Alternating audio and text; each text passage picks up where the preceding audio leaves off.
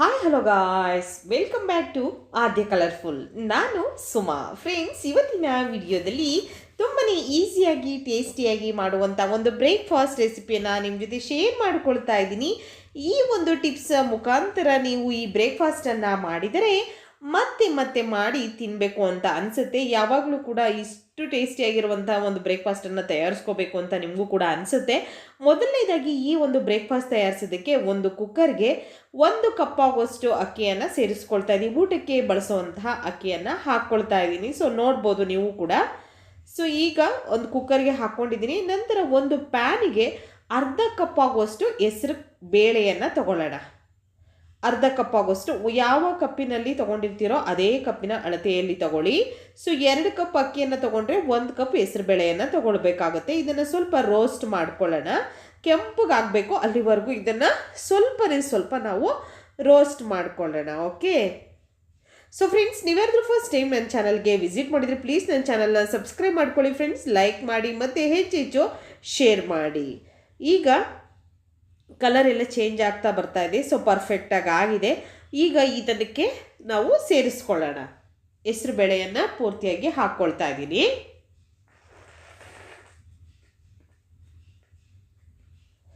ನಂತರ ಸ್ವಲ್ಪ ನೀರನ್ನು ಹಾಕಿ 1-2 ಸಲ ಚೆನ್ನಾಗಿ ತೊಳಿಬೇಕಾಗುತ್ತೆ. ಇದನ್ನು ನೋಡಿ, ಸ್ವಲ್ಪ ನೀರು ಹಾಕ್ಕೊಳ್ತಾ ಇದ್ದೀನಿ. 1-2 ಸಲ ತೊಳೆದು ಅದಾದ ನಂತರ ನಾವು ಇದಕ್ಕೆ ಎಷ್ಟು ಬೇಕೋ ನೋಡಿಕೊಂಡು ನೀರನ್ನು ಹಾಕ್ಕೊಳ್ಳೋಣ. ಖಂಡಿತವಾಗ್ಲೂ ತುಂಬ ದಿಢೀರಾಗಿ ಆಗುವಂಥ ಒಂದು ಬ್ರೇಕ್ಫಾಸ್ಟ್ ರೆಸಿಪಿ ಇದು. ಸೊ ಯಾವತ್ತೂ ಕೂಡ ಬೇಜಾರಾಗೋದಿಲ್ಲ ಈ ತಿಂಡಿ ತಿಂದು. ಅಷ್ಟು ಟೇಸ್ಟಿ ಇರುತ್ತೆ ಕೂಡ, ಮತ್ತು ಬೇಗ ಆಗುವಂಥ ದಿಢೀರಾಗಿ ಮಾಡ್ಕೊಳ್ಳುವಂಥ ಒಂದು ಬ್ರೇಕ್ಫಾಸ್ಟು. ತೊಳೆದ ನಂತರ ಒಂದು 3 ಕಪ್ ಆಗುವಷ್ಟು ನೀರನ್ನು ಸೇರಿಸ್ಕೊಳ್ತಾ ಇದ್ದೀನಿ. ಇಲ್ಲಿ 1.5 ಕಪ್ಪಿಗೆ 3 ಕಪ್ ನೀರನ್ನು ಹಾಕ್ಕೊಳ್ತಾ ಇದ್ದೀನಿ. ಇಲ್ಲಿ 1 ಕಪ್ಪು ಅಕ್ಕಿ, 1/2 ಕಪ್ಪು ಬೇಳೆ. ಸೊ ಅದಕ್ಕೆ 3 ಕಪ್ ನೀರು. ಇಷ್ಟನ್ನು ಹಾಕಿ ಸ್ವಲ್ಪ ಉಪ್ಪು ಮತ್ತು ಸ್ವಲ್ಪ ಅರಿಶಿನ ಬೇಕು ಅಂದರೆ ಹಾಕ್ಕೊಳ್ಳಿ, ಅಥವಾ ಸ್ವಲ್ಪ ತುಪ್ಪ ಬೇಕು ಅಂದರೂ ಹಾಕ್ಕೊಳ್ಬೋದು, ಅಥವಾ ಎಣ್ಣೆ ಬೇಕು ಅಂದರೂ ಹಾಕ್ಕೊಳ್ಬೋದು. ಸ್ವಲ್ಪ ಹಾಕಿದ ನಂತರ ಒಂದ್ಸಲ ಚೆನ್ನಾಗಿ ಇದನ್ನು ಮಿಕ್ಸ್ ಮಾಡಿಕೊಂಡು ತಗೊಳ್ಬೇಕಾಗತ್ತೆ ನಾವು. ನೋಡಿ, ಸ್ವಲ್ಪ ಅರಿಶಿನ ಹಾಕ್ಕೊಂಡಿದ್ದೀನಿ. ಸೊ ಈಗ ಚೆನ್ನಾಗಿ ಮಿಕ್ಸ್ ಮಾಡ್ಕೊಳ್ತಾ ಇದ್ದೀನಿ. ಮಿಕ್ಸ್ ಮಾಡಿದ ನಂತರ ಇದನ್ನು ಮುಚ್ಚಿ, ಇದರ ಮುಚ್ಚಳವನ್ನು, ಲಿಡ್ಡನ್ನು ಕ್ಲೋಸ್ ಮಾಡಿಬಿಟ್ಟು ನಾವು ಇಲ್ಲಿ ಇದನ್ನು ವಿಷಲ್ ಮಾಡಿಸ್ಕೋಬೇಕಾಗುತ್ತೆ. ಒಂದು 4 ವಿಷಲ್ಸ್ ಮಾಡಿಸ್ಕೊಂಡ್ರೆ ಸಾಕು. ಪರ್ಫೆಕ್ಟಾಗಿ ಅನ್ನ ಮತ್ತು ಬೇಳೆ ಎಲ್ಲ ಚೆನ್ನಾಗಿ ಬೆಂದಿರುತ್ತೆ. ಈಗ ಇನ್ನೊಂದು ಪಾತ್ರೆಗೆ ಏನಪ್ಪ ಟಿಪ್ಸು ಅಂದರೆ, ಈ ಪಾತ್ರೆಗೆ ನಾವು ಒಂದು 3 ಕಪ್ ಆಗುವಷ್ಟು ನೀರನ್ನು ಬಿಸಿಗಿಟ್ಬಿಡೋಣ. ಕುಕ್ಕರಲ್ಲಿ ಒಂದೇ ಸಲ ನೀರು ಜಾಸ್ತಿ ಹಾಕಿದ್ರೆ ಅದು ವಿಷಲ್ ಆದಾಗಲೆಲ್ಲ ಮೇಲ್ಗಡೆ ಅದು ಉಕ್ಕಿ ಬಂದ್ಬಿಡುತ್ತೆ. ಸೊ ಅದಕ್ಕೋಸ್ಕರ ನಾವು ಈ ಒಂದು ಬ್ರೇಕ್ಫಾಸ್ಟ್ ತಯಾರಿಸ್ಬೇಕಾದ್ರೆ ನೀರನ್ನು ಒಂದು ಪ್ಯಾನಿಗೆ, ಒಂದು ಪಾತ್ರೆಗೆ ಹಾಕಿ ಕಾಯಕ್ಕೆ ಇಟ್ಬಿಡಬೇಕು. ನೀರು ಕಾದ ನಂತರ, ಈಗ ನೋಡಿ, ನೀರು ನಾವು ಕರೆಕ್ಟಾಗಿ ಹಾಕಿರೋದ್ರಿಂದ ಅದು ಉಕ್ಕಿ ಕೂಡ ಬರೋದಿಲ್ಲ ಮತ್ತು ಪರ್ಫೆಕ್ಟಾಗಿ ಬೆಂದಿರುತ್ತೆ. ಸೊ ನೋಡ್ಬೋದು ನೀವು, ಇವಾಗ ಈ ರೀತಿಯಾಗಿ ಬೆಂದಿರುತ್ತೆ. ಈಗ ಏನು ಬಿಸಿ ಮಾಡಿರುವಂಥ ನೀರಿದೆಯಲ್ಲ, ಆ ನೀರನ್ನು ಇದಕ್ಕೆ ಆ್ಯಡ್ ಮಾಡ್ಕೊಂಬಿಡೋಣ. ಓಕೆ. ಸೊ ಈಗ ನೋಡ್ಬೋದು ಚೆನ್ನಾಗಿ ಬೆಂದಿದೆ. ಸೊ ಬೆಂದಿರೋ ಅಂಥದ್ದಕ್ಕೆ ಈಗ ಇದಕ್ಕೆ ನೀರನ್ನು ಹಾಕ್ಕೊಳ್ತಾ ಇದ್ದೀನಿ ನಾನು. ಇವಾಗ ಇದಕ್ಕೆ ನಾವು ಕಾಯಿಸಿರೋವಂಥ ನೀರನ್ನು ಕೂಡ ಹಾಕ್ಕೊಂಡಿದ್ದೀವಿ. ಹಾಕಿದ ನಂತರ ಒಂದ್ಸಲ ಚೆನ್ನಾಗಿ ಇದನ್ನು ಮಿಕ್ಸ್ ಮಾಡಿಕೊಂಡು ತಗೊಳ್ಳೋಣ.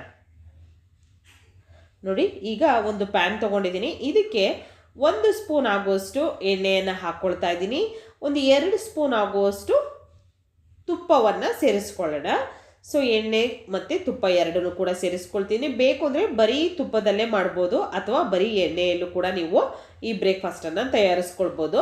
ಸೊ 2 ಸ್ಪೂನ್ ತುಪ್ಪ ಹಾಕ್ಕೊಂಡು ಚೆನ್ನಾಗಿ ಇದು ಬಿಸಿ ಆಗಲಿ. ಬಿಸಿ ಆದ ನಂತರ ಇದಕ್ಕೆ ಸ್ವಲ್ಪ ಸಾಸಿವೆಯನ್ನು ಹಾಕ್ಕೊಳ್ಳೋಣ. ಈಗ ಇದಕ್ಕೆ ಸ್ವಲ್ಪ ಸಾಸಿವೆ ಸೇರಿಸ್ಕೊಳ್ತಾ ಇದ್ದೀನಿ. 1/4 ಟೀ ಸ್ಪೂನ್ ಆಗುವಷ್ಟು ಸಾಸಿವೆ. ನಂತರ 1/2 ಸ್ಪೂನ್ ಆಗುವಷ್ಟು ಜೀರಿಗೆಯನ್ನು ಹಾಕ್ಕೊಳ್ಳೋಣ.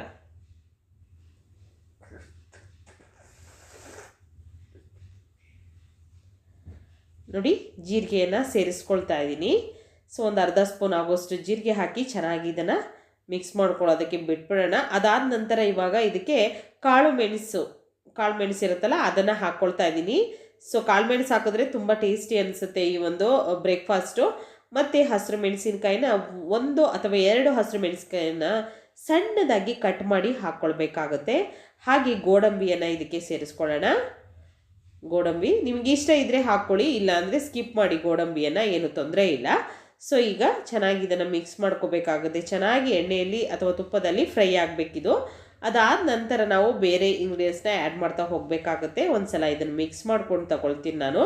ಚೆನ್ನಾಗಿ ಇದು ಎಣ್ಣೆಯಲ್ಲಿ ಗೋಡಂಬಿ ಎಲ್ಲ ಚೆನ್ನಾಗಿ ಬೇಯಲಿ ಅನ್ನೋದಕ್ಕೋಸ್ಕರ.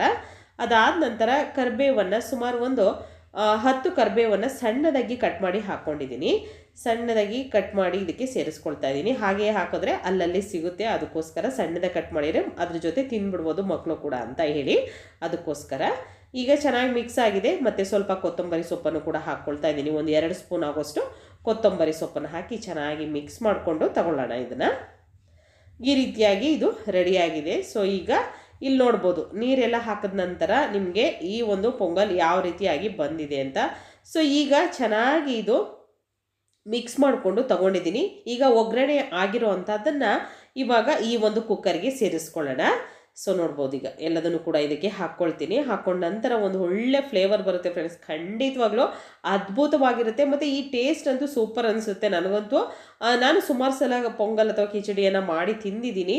ಆದರೆ ಇದು ಒಂದು ಡಿಫ್ರೆಂಟ್ ಟೇಸ್ಟನ್ನೇ ಕೊಡುತ್ತೆ. ಖಂಡಿತವಾಗ್ಲೂ ಎಲ್ಲರಿಗೂ ಕೂಡ ತುಂಬ ಇಷ್ಟ ಆಗುತ್ತೆ ಈ ಒಂದು ಬ್ರೇಕ್ಫಾಸ್ಟು. ದಿಢೀರಾಗಿ ಮಾಡ್ಕೊಳ್ಳುವಂಥ ರುಚಿಯಾಗಿರುವಂಥ ಈಸಿಯಾಗಿರುವಂಥ ಬ್ರೇಕ್ಫಾಸ್ಟ್ ರೆಸಿಪಿ ರೆಡಿಯಾಗಿದೆ ಫ್ರೆಂಡ್ಸ್. ನೋಡಿ ಇವಾಗ ಇದು ಚೆನ್ನಾಗಿ ಮಿಕ್ಸ್ ಮಾಡಿಕೊಂಡು ತಗೊಳ್ಳೋಣ. ಹಾಗೆ ಇನ್ನೊಂದು ವಿಷಯ, ಸೊ ನನ್ನ ಒಂದು ಯೂಟ್ಯೂಬ್ ಚಾನಲಲ್ಲಿ ನಾನು ರಾಗಿ ಮಾಲ್ಟ್ ಪೌಡರ್ನ ಮಾಡೋ ವಿಧಾನ ಹಾಗೆ ಮತ್ತು ABC ಒಂದು ಮಾಲ್ಟ್ ಪೌಡರ್ನ ತಯಾರಿಸೋ ವಿಧಾನವನ್ನು ಶೇರ್ ಮಾಡಿದ್ದೀನಿ. ತಯಾರಿಸ್ಕೊಳ್ಳಿ, ಆಗುವಂಥರೋ ಆಗದಲ್ಲೇ ಇರೋವಂಥರೋ ತುಂಬ ಆರೋಗ್ಯವಾಗಿರುವಂಥದ್ದು. ಸೊ ಅದಕ್ಕೋಸ್ಕರ ನಾನು ಪೌಡರ್ನ ನಿಮಗೆ ಶೇರ್ ಮಾಡ್ಕೊಳ್ತಾ ಇದ್ದೀನಿ. ಸೊ ಬೇಕು ಅಂತಂದರೆ ನೀವು ಆ ಸ್ಕ್ರೀನ್ ಮೇಲಿರುವಂತಹ ಒಂದು ನಂಬರ್ಗೆ ವಾಟ್ಸಪ್ ಮಾಡಿ ನೀವು ಕೂಡ ಆರ್ಡರ್ ಮಾಡಿಕೊಂಡು ಈ ಒಂದು ಹೆಲ್ತಿಯಾಗಿರುವಂತಹ ಒಂದು ರೆಸಿಪಿಗಳನ್ನು ತರಿಸ್ಕೊಳ್ಬೋದು. ಸೊ ತುಂಬಾ ಒಳ್ಳೆಯದು ದೇಹಕ್ಕೆ. ಸೊ ಅದನ್ನು ನೋಡಿಲ್ಲ ಅಂದರೆ ಡಿಸ್ಕ್ರಿಪ್ಷನಲ್ಲಿ ABC ಮಾಲ್ಟ್ ಪೌಡರ್ ಮತ್ತು ರಾಗಿ ಮಾಲ್ಟ್ ಪೌಡರ್ ಎರಡರದ್ದು ಕೂಡ ಲಿಂಕ್ ನಾನು ವಿಡಿಯೋನ ಲಿಂಕನ್ನು ಹಾಕಿರ್ತೀನಿ, ಅಲ್ಲಿ ನೀವು ಚೆಕ್ ಮಾಡ್ಕೊಳ್ಳಿ. ಈಗ ನೋಡ್ಬೋದು ಆಗಿರುವಂತಹ ಒಂದು ಪೊಂಗಲ್ನ ಅಥವಾ ಬ್ರೇಕ್ಫಾಸ್ಟನ್ನು ತಟ್ಟೆಗೆ ಸರ್ವ್ ಮಾಡ್ಕೊಳ್ತಾ ಇದ್ದೀನಿ. ತುಂಬಾ ಬಿಸಿ ಬಿಸಿ ಇದ್ದಾಗಲೇ ಇದನ್ನು ತಿಂದ್ಬಿಡಿ, ಟೇಸ್ಟ್ ಸೂಪರ್ ಅನಿಸುತ್ತೆ. ತಣ್ಣಗಾದ್ಮೇಲೆ ಅಷ್ಟು ಟೇಸ್ಟಿ ಇರಲ್ಲ. ಸೊ ಸ್ವಲ್ಪ ಬಿಸಿ ಇದ್ದಾಗಲೇ ತಿಂದ್ಬಿಟ್ರೆ ತುಂಬಾ ಒಳ್ಳೆಯದು, ಟೇಸ್ಟಿಯಾಗಿ ಇರುತ್ತೆ. ಇವಾಗ ಇದಕ್ಕೆ ಪೂರ್ತಿಯಾಗಿ ಹಾಕಿ ಸ್ವಲ್ಪ ತುಪ್ಪವನ್ನು ಹಾಕ್ಕೊಂಡು ನಾನು ಇದಕ್ಕೆ ಕ್ಯಾಶ್ಯೂಸ್ನ ಮತ್ತು ಸ್ವಲ್ಪ ಕಟ್ ಮಾಡಿ ಹಾಕ್ಕೊಳ್ತೀನಿ. ಸೊ ಇದ್ರೆ ಉಪಯೋಗಿಸಿ, ಇಲ್ಲ ಅಂದರೆ ಪರವಾಗಿಲ್ಲ. ಮತ್ತು ಸ್ವಲ್ಪ ಕೊತ್ತಂಬರಿ ಸೊಪ್ಪನ್ನು ಮೇಲೆ ಹಾಕ್ಕೊಳ್ತಾ ಇದ್ದೀನಿ.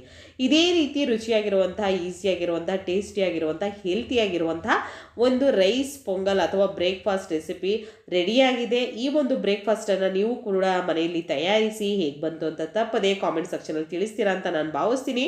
ಇವತ್ತಿನ ವಿಡಿಯೋ ಸ್ವಲ್ಪನಾದರೂ ಇಷ್ಟ ಆಗಿದೆ ಚಾನಲ್ನ ಸಬ್ಸ್ಕ್ರೈಬ್ ಮಾಡ್ಕೊಳ್ಳಿ ಫ್ರೆಂಡ್ಸ್, ಲೈಕ್ ಮಾಡಿ ಮತ್ತು ಹೆಚ್ಚೆಚ್ಚು ಶೇರ್ ಮಾಡಿ. ತುಂಬಾ ಈಸಿಯಾಗಿರುವಂಥ, ಟೇಸ್ಟಿಯಾಗಿರುವಂಥ ಬ್ರೇಕ್ಫಾಸ್ಟ್ ರೆಸಿಪಿ ರೆಡಿಯಾಗಿದೆ. ಖಾರ ಪೊಂಗಲ್ ಅಂತಲೇ ಹೇಳ್ಬೋದು, ಈಸಿ ಬ್ರೇಕ್ಫಾಸ್ಟ್ ಇದು. ಸೊ ತಯಾರಿಸಿ ಹೇಗಿತ್ತು ಅಂತ ತಿಳಿಸಿ. ಇವತ್ತಿನ ವಿಡಿಯೋನ ಇಲ್ಲಿಗೆ ಮುಗಿಸ್ತಾ ಇದ್ದೀನಿ. ಮತ್ತೆ ಇನ್ನೊಂದು ಹೊಸ ವಿಡಿಯೋ ಜೊತೆ ಬರ್ತೀನಿ. ಅಲ್ಲಿವರೆಗೂ take care, bye, see you.